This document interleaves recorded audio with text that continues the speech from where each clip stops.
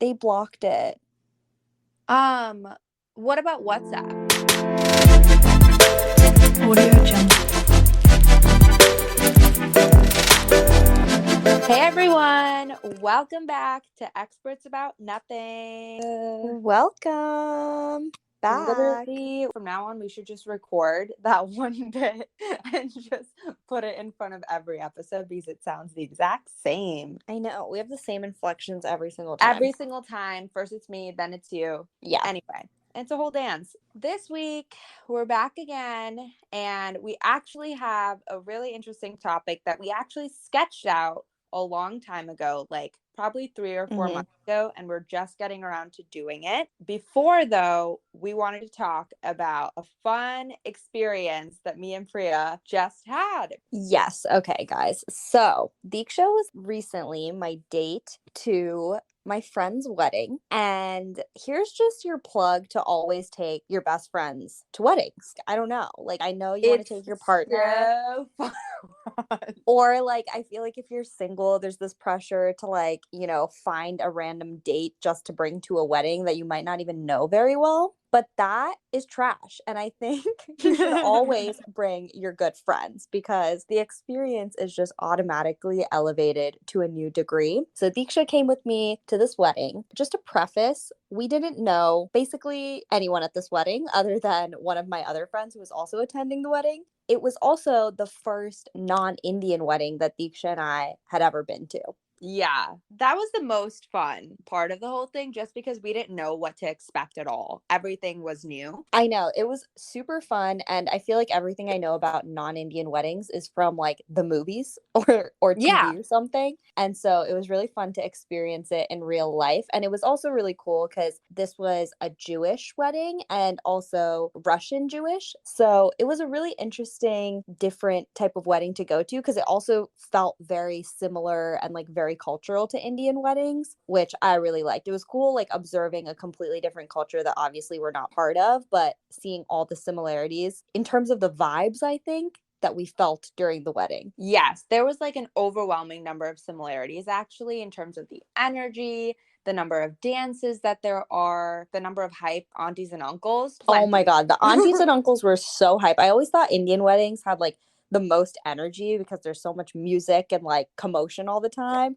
But then we went to this wedding and I was like, I think we're beat. Like, For it was sure. crazy. It was so hype from the minute we walked in. We left at I think 11:30 p.m. and they were serving the main course. We didn't even stay until the end. There was like probably 2 or 3 more hours at least, and we missed the cake, which is my We big did miss regret. the cake, which was so tragic, but we had to travel back. The wedding was in New Jersey. We had to go back to New York. And honestly, luckily we left when we did because getting back into New York at that hour was a big struggle. But I Such think a it'd fun be fun experience. if we like kind of walk through the evening. So in the afternoon, we're like working from home, and Priya was like, Deeksha, like, listen, I don't know how many like vegetarian options there are. You should eat a heavy lunch. Mind you, this was of course the day that I don't have time to eat a lunch. So I had a smoothie all day, had a coffee, didn't eat anything else. So then I was like, nah, there's definitely going to be veg options. Let me go to this wedding, and we're there at what, like 6:30ish. Go straight into cocktail hour. Mind you, cocktail hour was 2 hours, and it had every single cuisine possible. And Literally under the sun. Every single vegetarian cuisine under options the galore. sun. We were eating sushi. We were eating takeout Chinese, pita, wraps, anything, Yeah. anything. We were eating it, and it was phenomenal. It was so good. The food was amazing. I was shook. I don't know. I think I go into basically 90% of events and I'm like, I might not have anything to eat just in the back of my mind. But we actually ate so good. That's why it didn't matter that the main course was at 11:30 because we were stuffed from just like the cocktail hour. Not one part of me was like, I need more food. No. Yeah. And then after that, so the wedding was an evening wedding. It was outside, so beautiful. It was honestly pretty fast. I would say it's like maybe 45 to an hour. And then the reception started right after that. And it was so fun. just truly so beautiful. Like, we felt like we were in Bridgerton the whole time. It was giving Bridgerton. I felt like I was at a ball. And everyone was dressed to the nines. And then we roll into the reception and we're like, okay, we've already had like basically 2 events There's full-blown tables stacked with 6 handles each on each table. Yeah. Tons of food, live dancers, music. The live dancers, And it's like you walked in, it was Great Gatsby meets Bridgerton. These yeah. dancers were in costume, and then they literally changed costumes 4 different times throughout the evening. Yeah. And on top of that, there were singers, there was a saxophonist, there was an electric violinist, there was like this host that actually had 5 different talents. And he was like playing Yeah. guitar, singing, hosting, like doing the whole thing. Oh my God. Let me tell you. First of all, shout out to this MC, best MC I've seen at an event ever in my life. Like, the man should host the Oscars. And first of all, seeing a lot of Russian, basically non-English music. So we were just like bopping around, but we don't know anything that anyone's saying. And then suddenly we just hear the intro to is it Cold Hearts or Cold Hearts? Cold Hearts. Yeah. Okay, Cold Hearts by Elton John and Dua Lipa, okay? And we hear the intro, and me and Diksha freak out. Like, basically everyone freaks out, gets to the dance floor. And then hear this incredible half English, half non-English cover of Cold Heart, whatever, live. And it was like truly one of the most blissful moments of my life. Like, it was amazing. Amazing. And then the MC got on a chair playing electric guitar along with the violinist. And then the singers are also singing. Mind you, there was no Spotify playlist. It was fully a cover band the entire night. They did amazing. And it was super entertaining because they were like remixing fun songs, like literally Pepas with Russian. It was so hype. Yeah, Cold Hearts, that moment will live on. Thank you so much for taking me. Oh my God, thank you for coming. It was truly so much fun, and hope you all get to go to weddings with your best friends. Anyway. Yeah, but honestly, this kind of bleeds into our topic for the day because it kind of links to culture. But this episode, we're sitting on for a long time, is about generational expectations. And it's something I think comes up in like literally all of the life talks me and Diksha have. Like, I feel like it always roots back to the conscious and subconscious ways that our mind links back to like expectations that come from our culture, that come from our parents, a lot of which have been carried down from like generation to generation. And how we're kind of living in this weird middle ground where we're the first generation out of kind of a very similar life that our parents, etc., have had, and we're the first generation to be living in a new country in a completely different culture. We have exposure to 2 different cultures, and I think it's affected both of us in a lot of different ways. So that's what we wanted to talk to you guys about today.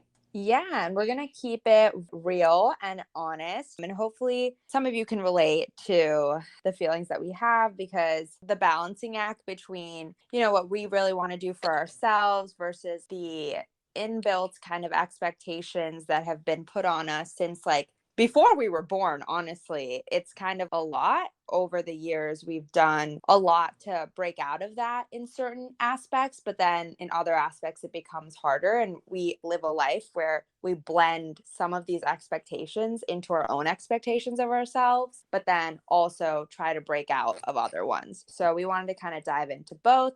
Priya, where do we start? What do you want to talk about? Yeah, so probably the most obvious point is with career, right? Oh, yes. We have a ton of emphasis, I guess you could say slight pressure, since we're kids, to perform well in school. And all of that is building up to getting into college and then getting it. And so I think livelihood and having a stable career, more than having a good career, is obvious, but having a stable one is really important. And sometimes it deters you from trying different things because that's not stable. Or it's the path that's less known and we don't really hear about it, because typically a lot of the Indian paths we've heard about growing up is doctor, lawyer, engineer. We don't really hear of creative pursuits that a lot of people have taken and have been really successful with. A lot of people, especially that have been raised in America, like their parents did go down a traditional path, and that is the reason why we have the freedom to even think about something that's not the traditional path. So obviously super grateful for everything our parents have done to even be able to have this conversation today. But it's like now we are stuck in a place where it's like we almost want to branch out and just fully put all our efforts into something else. But then it's also that voice in your head that's like, wait, I worked so hard for this. My parents are so proud of me for getting here. Like, why do I want to throw it away? And I think that's the Yeah. battle I know I personally face in a lot of decisions that affect my career. The sacrifices our parents went through are not light. And to think that like we work so hard to get to a certain point and maybe want to start over, try something different, it's just scary. It's so scary. You feel like you're putting a lot more at stake than just your life, right? And I think that that has a ton of weight. It's also just like, I don't think our parents or, previous generations had the luxury to even think about this. So it's a weird blessing and curse to be able to have that opportunity to potentially do other things, but also it's like the more options you have, the more internal struggle you have. So I think a lot of like first generation kids or kids who have come to America after with a little bit more financial freedom than their parents did struggle with that internal decision making. Definitely. I think that also ties well into how we relax and like when we feel like we've done enough, because many people can relate. Even when we come to a point where we're theoretically like successful in our career or like stable, we've been in a position for maybe a few years, you have a good grasp, maybe you're at the same company for a while, seniority, leadership. But I think all of us come to a point where we're like, what's next? Like, we always have that little piece of us that's like, okay, next, I need to get my MBA or start my own company. It's kind of like there's always a next, next, next. It's like all of these goals and dreams that we have for ourselves are almost built for us. Like I said before, sometimes like some of those goals and dreams feel like they've been built for us before we were even born.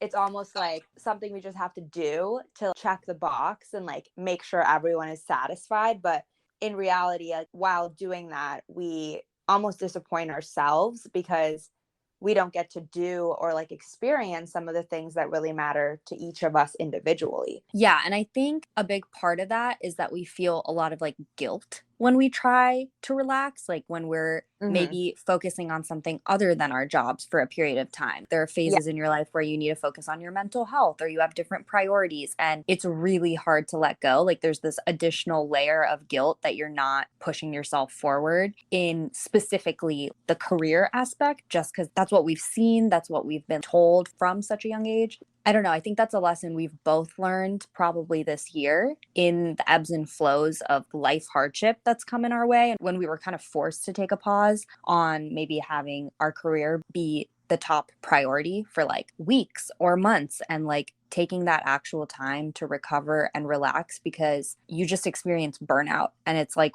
Mm-hmm. twice as inefficient as probably just taking the time to recover for a little bit and being honest with yourself and then going back full force when you feel ready. But yeah, like there's just this like connotation that rest is laziness to a certain degree, Yes, yes. or like it's gonna set you back and you won't be able to like recover from that. That's just like a mental gymnastic that you have to keep doing to like take care of yourself, or else you will burn out. Something that I would hear like as a kid would be like, you have to work hard when you're young, so then it'll be easy for you. Like as you Mhm. grow older, it'll continuously get easier for you.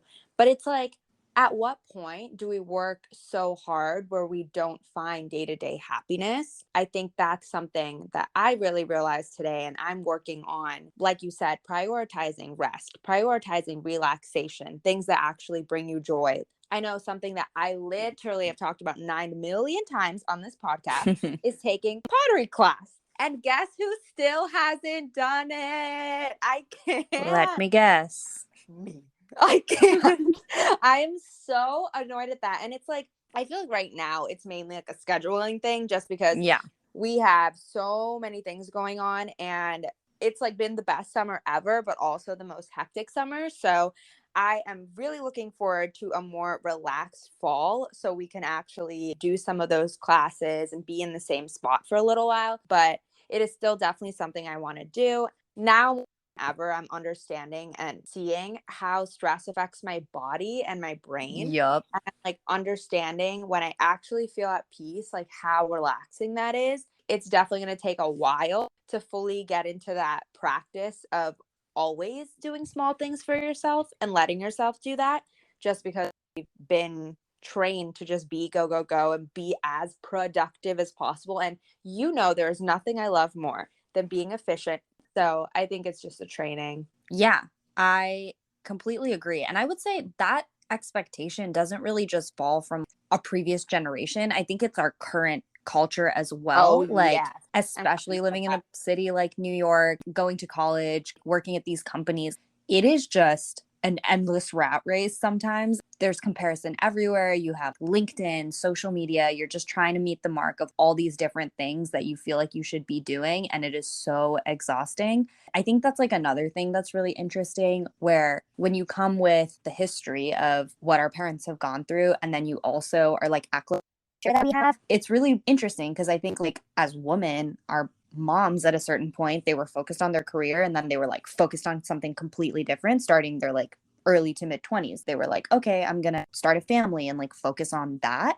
Whereas for us, it's like you need to focus on that, but you also need to be at the peak of your career. We kind of like have the expectation to do it all because we have the resources to allegedly do it all. I just feel like that's why people are burning out twice as fast. It just is like expectation from every facet coming at you with double the emphasis from like two completely different cultures. I think now being like, hitting the 25, 26 age range, where up until this point is like, focus on your career, get good grades, get a job, blah, blah, blah. And then like suddenly the conversations, at least with like parents or like aunties and uncles at parties, they're shifting. And it's like, oh, you don't need to it's like focus on a your career that hard much. shift. Yeah. It's a hard shift pivoting so quick because it's like, maybe like you don't want to be overly focused on your career, then you'll neglect other things, very unsubtly plugging the big other elephant in the room.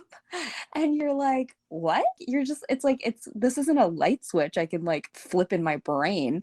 I've been taught to like emphasize one thing for so long, and now I'm just supposed to like turn that off and make something else in my life. And I don't know, I think it's like funny and weird, really interesting to me. No, I definitely agree. And it's also for me something I'm going through is just like the time is like, even if you have someone, even if you are dating, there's like a speed at which is like the ideal, quote unquote, Yeah. to be going at. And it's like you see some people that are actually going at like the traditional, like doing things at the right time or whatever.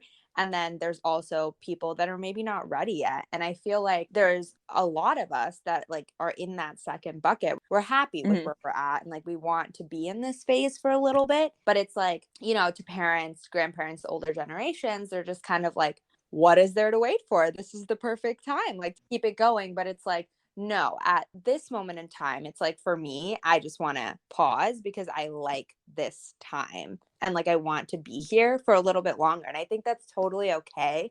And it's something that I kind of am battling just because like you see so much and the comparison game is really strong right now. Lots of people are getting engaged younger and younger, but it's just kind of like everyone really is on their own path. And if you're not ready, then it doesn't make sense and it's not fair to anyone in the situation to like force yourself to be there. Just accepting that and also being at peace with that makes the entire process of like even seeing others go through these life phases feel less like a race and more happiness for the other person. Yeah, I think I was definitely in my head, and I obviously go in and out of it from time to time, but like those moments where you snap out of the bubble and you're like, what do I even want? Like, what am I really? You just realize how much of your life is going by just thinking of the next thing. I think the more I snap out of the bubble and view that, almost like I feel like I'm outside of my body, like viewing it from an external perspective,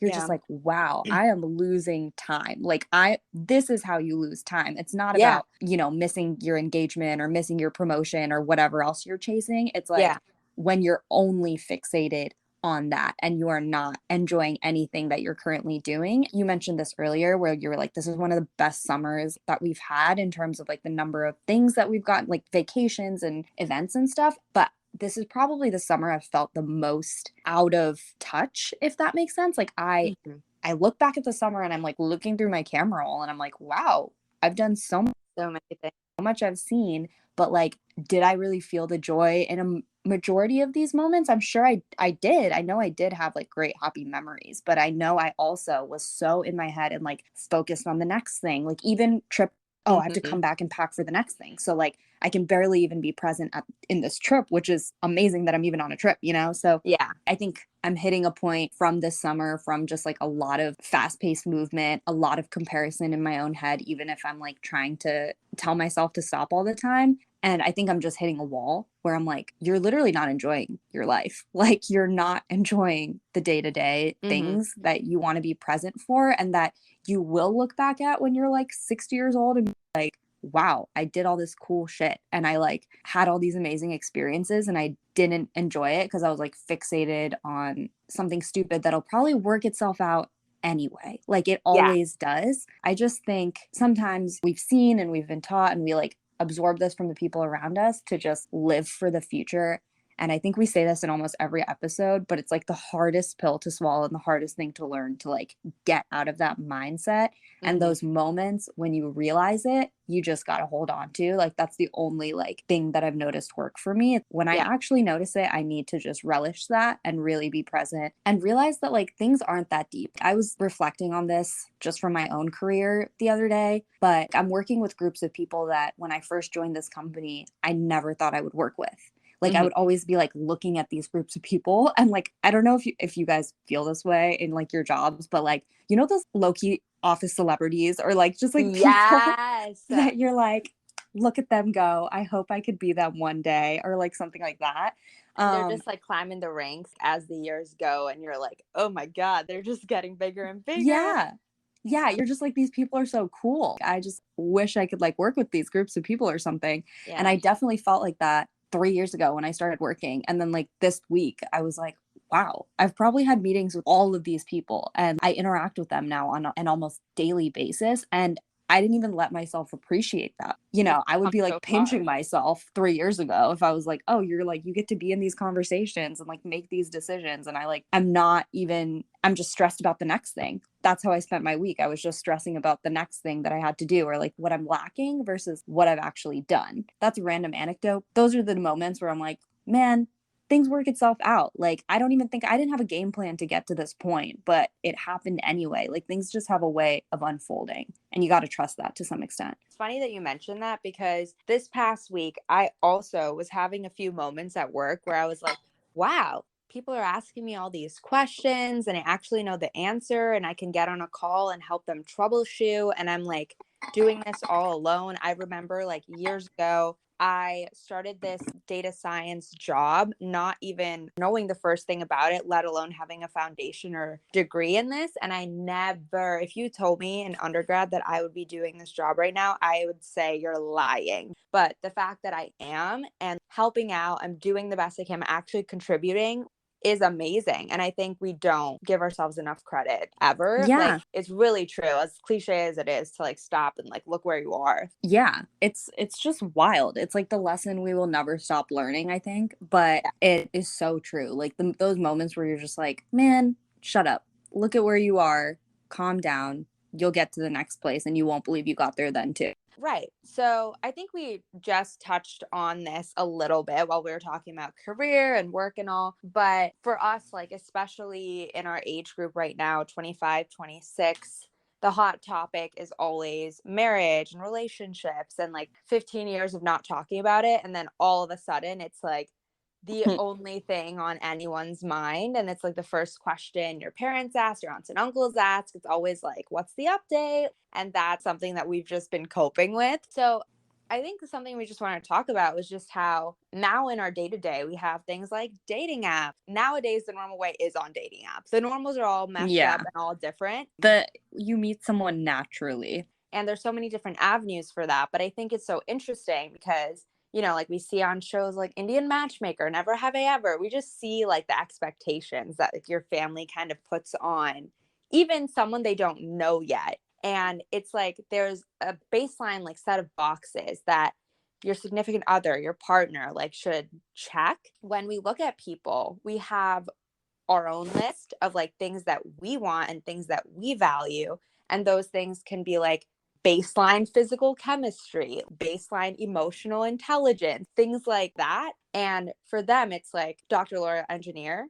stable career, savings, all those things matter more to them. Obviously, like it's different from parent to parent, but those are just some of like the generic things that like people look at.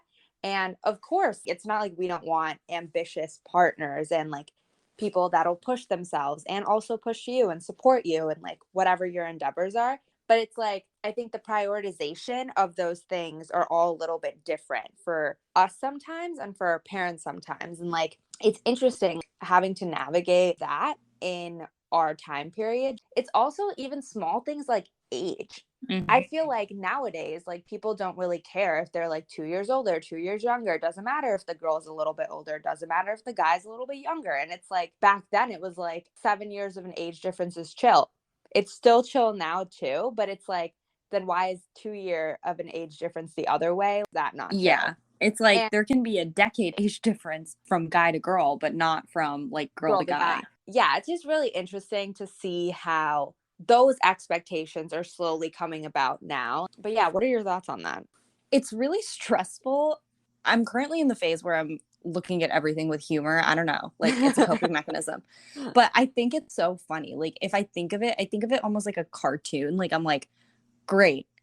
I have these list of things, my parents have these list of things, and I'm trying to find some hypothetical, fictional, slivered middle ground. And that's Yeah. what it feels like right now. When you think about that concept of actually meeting someone and like meshing with them, having a natural connection, and like wanting to like have them as your partner in your life, this just seems so crazy. It just seems like the most inefficient way to go about it. I'm just trying to approach this in some weird scientific manner when this is not scientific at all. I don't know. It's really hard to break out of. I think it's like mentally kept a lot of barriers for me when I try to meet people and I know that they won't meet this criteria that needs to be met for my parents or like would be really helpful in getting my partner and my parents to like mesh. And Or that's yeah, always just in feel like easier. it just would make life easier. And Easier. so like I know that that's stopped me from pursuing different groups of people or like, you know, the moment that I kind of see a red flag from my parents, like it's probably not my red flag, but it's like an A expectation. subconscious red flag Yeah, it's a coming from subconscious red flag and I have like just like a mental blocker to move forward and it is really hard to get past. Like I don't know. I don't have like a real like sometimes I'm aware of it, sometimes I'm not, but I'm just like at the end of the day, I think we also have this weird ingrained part of us that's like our parents do know what's best for us. They've raised us for this many yeah. years. So Yeah. is me like rejecting that stupid? I don't know. Like I'm like I know. I think it's easy to just be like, yeah, they don't know anything, but I just know that that's not true. I know they know a lot.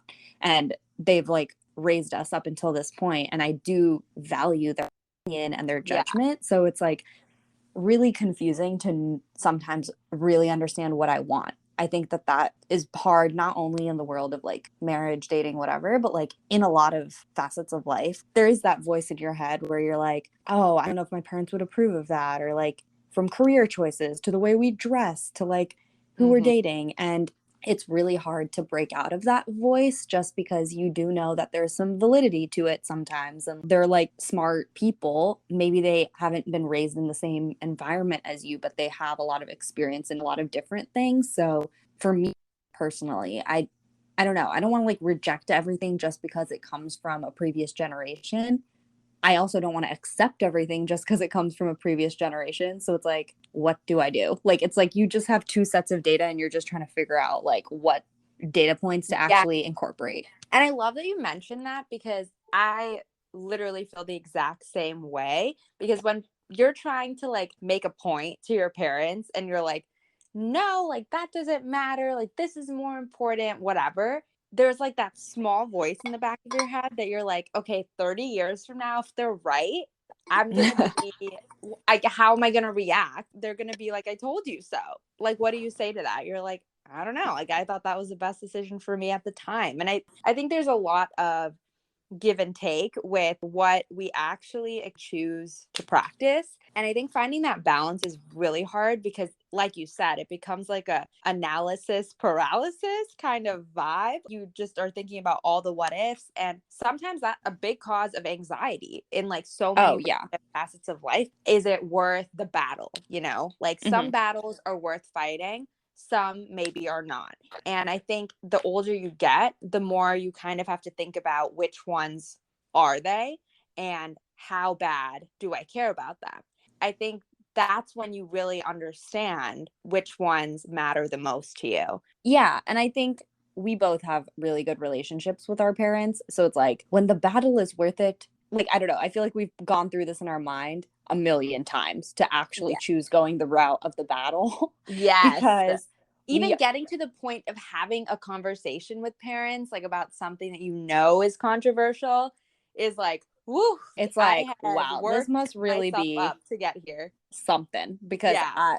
I know both of us hate that. Like, it's like the worst Yeah. thing to do. We just need to give ourselves more credit, honestly, and just like trust our judgment. A lot of times I hear stories from our parents' generation or like, people from that age group, and they did that too. Hmm. They literally had to like make certain calls that maybe parents did not agree with or like a previous generation didn't agree with, and they're like, no, I have to take these risks because I think it's the best for me.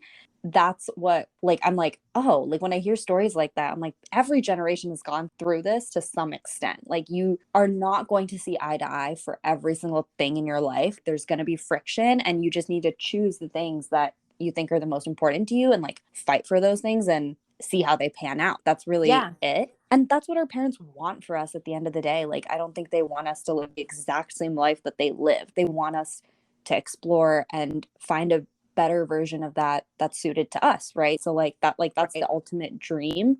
I fear with that because with like anything in life, if you're not doing something that's known, that's going to be a little bit scarier. I do think at the end of the day, history just has a way of repeating itself over and over again. I completely agree. Other things that we had touched on previously, but I think are interesting to talk about in terms of even appearance. Obviously, we know in Indian culture, there is like a certain expectation of modesty out of females specifically. And growing up, actually going to school with all your peers who like dress a certain way, and maybe you dress a different way, or maybe you are the girl with oil in your hair. And that was always something that scared me growing up.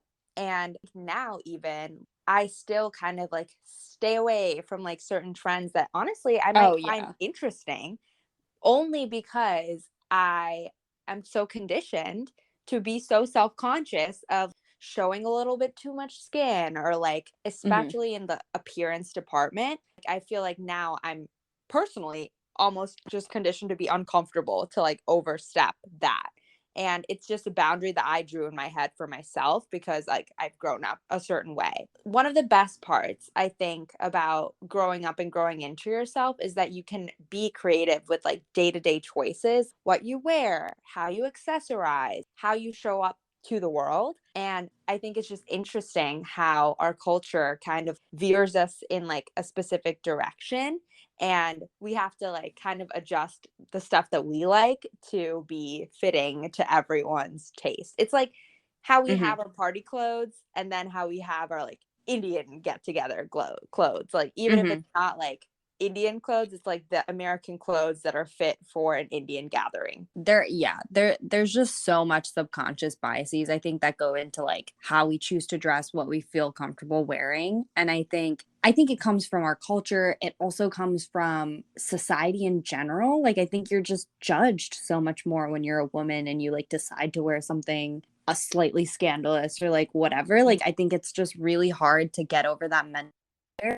And there's a level of safety, unfortunately, that adds on to Mm-hmm. just like, oh, I shouldn't do this because I've heard that it's wrong. And also, like, I'm scared. So I'm just going to like dress modestly a lot of the time. But as you said, there's certain things that like maybe you feel more confident or more excited or creative wearing that like you don't always get the opportunity to do with all these like mental blockers. Also, another thing that I've noticed is in certain situations, we just have been taught not to stand out. You just kind of want to like Mm-hmm. blend into the pack because you want to look normal and you want to look like you fit in. And that's kind of the priority. And I remember for like dressing for work and like stuff like that, I always was just like, oh, I just don't want to stand out. Like, I just want to like wear some clothes that like kind of make me look like I fit the part, even if that is not what I want to wear. I actually like really like color, but I would like always just wear like really dull clothes to like not stand out in any way. After a while, you realize you're just like not having fun. Like you said, like those little moments in your day where you get to have a good time choosing what you want to wear or like expressing yourself in these little ways. It just takes out joy in like your day to day life, I think. Personally, like I feel like there's still so many mental blockers for me to like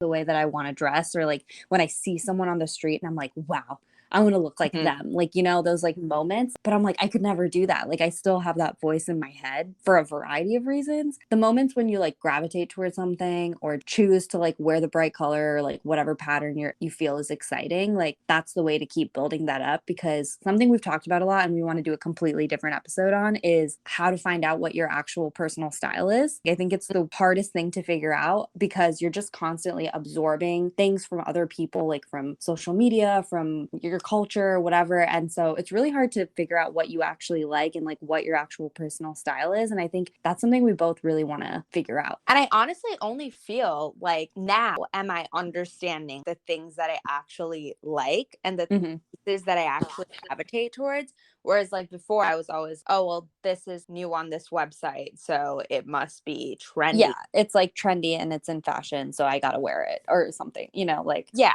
Now I'm just kind of like, but would I wear it more than one time? We have more confidence and also freedom to kind of experiment with this kind of stuff and show ourselves the way we want to. I am starting to love my personal style, and I think it's something that obviously is constantly evolving, but it's interesting how it started off one way and it takes a while to actually grow into because we're kind of breaking through those molds almost every day when we pick out our clothes, you know? I thought that was just an interesting way that we're also affected, and especially females. I know there's never been a guy that's been like, my parents said I can't wear that.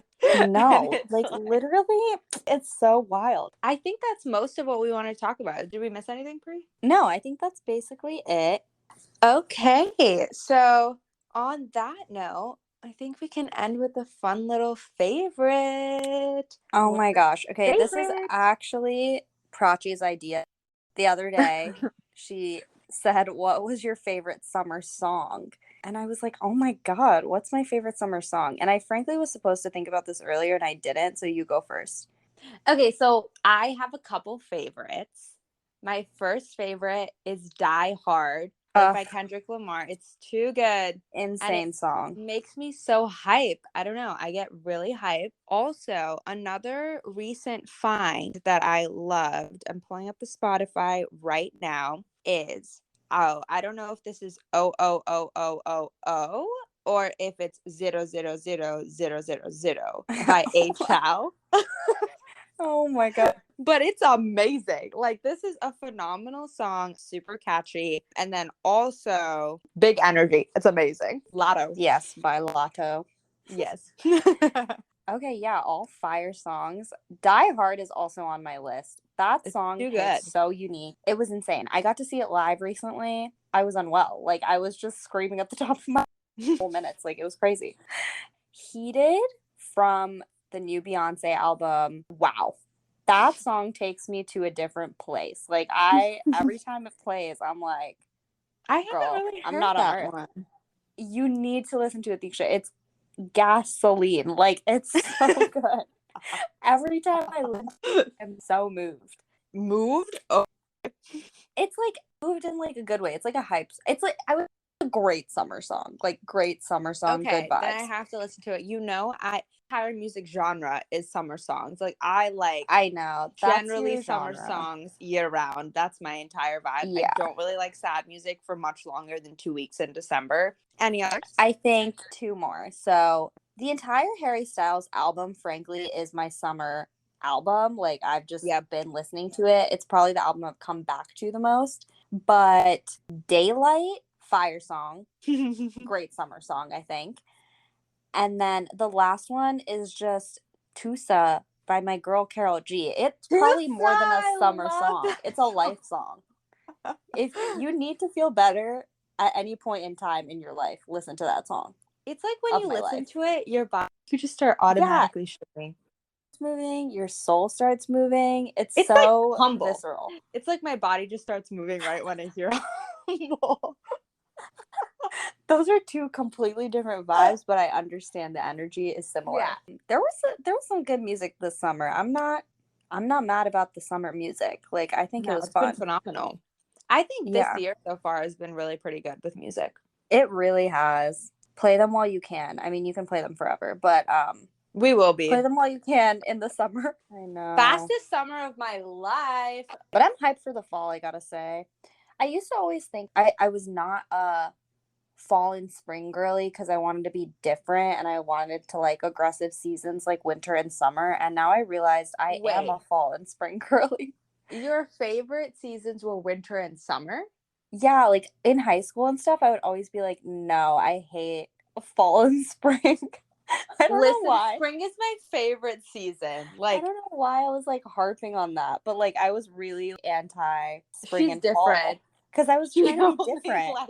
I was like, girl, you're stupid. Like summer and winter kind of beat like extreme seasons. I know. I like loved fall, but I would like suppress it. Stupid. That's crazy. No, we have some good ass fun in September and October. They're so fun in the city. Those are some fun months. So I'm excited. I'm excited. Before we go, quick plug on our socials. Please follow us at Experts About Nothing on Instagram. At this point, it's not even if you want to. Please do so because come on. I've been dying to get to, wait for it, 150 followers. For so long. Yes. So long. And we are at 130, guys. You know, fluctuating 130 to 128, if we're being honest. But correct. We are so close. So please, if you like the show, consider hitting us with a follow. Would mean a lot. And please share the podcast with your friends, family, whoever you think would enjoy it or laugh at it, whatever you want. Excellent. And on that hopefully note, we don't have any haters. That's it. We gotta go. Bye. Okay. Guys. Bye. Woo! Another one bites the dust.